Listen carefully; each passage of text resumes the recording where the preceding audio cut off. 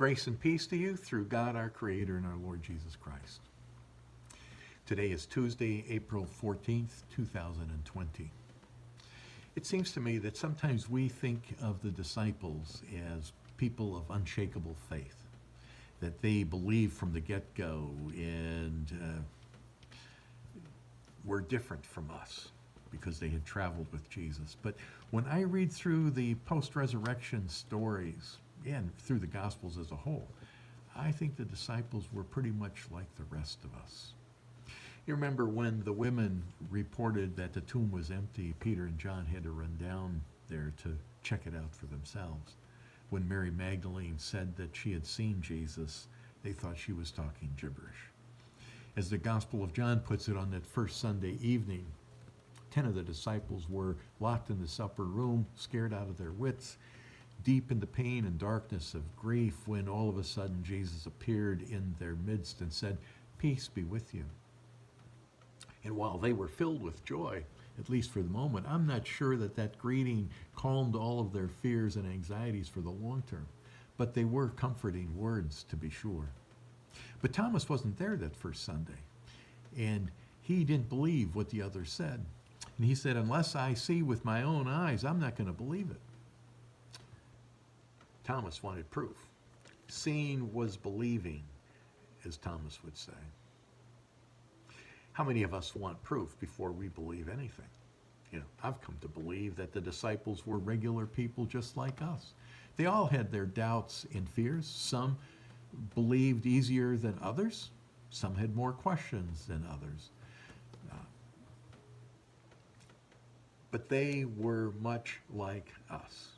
I mean, they had traveled with Jesus for 3 years and still had a hard time understanding all of the things that he was teaching. And when it came to talking about his impending death and being raised on the third day, it was like he was speaking a different language altogether. It made no sense to them at all. And on that first Sunday, this resurrection thing was a way bigger deal than they ever imagined. And it took a long time for them to wrap their minds around it.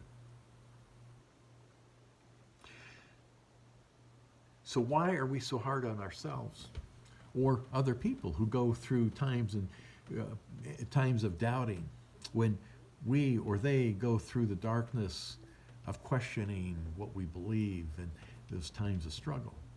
For me, the dark times, especially dealing with grief, have been times when I doubted, when I questioned, and wondered about all this faith stuff. Those were the times that I learned the most about life and what faith is all about. Asking questions, expressing my anger at God for why this person, why now? Just letting it out there provided an opportunity to deepen my faith. One thing I learned about the anger that often comes with grief is that God is there, here, walking alongside us and says, "Hey, just let it out. Don't be afraid. I can handle your anger. It's no big deal." I love the way the psalmist is able to express a wide range of feelings, including his anger. We need to remember that God can handle anything we put out there. God can handle our doubts and our fears.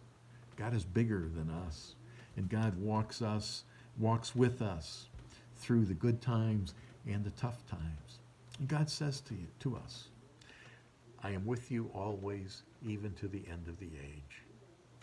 Peace be with you. Blessings to you and those you love. Stay safe and stay well. God bless.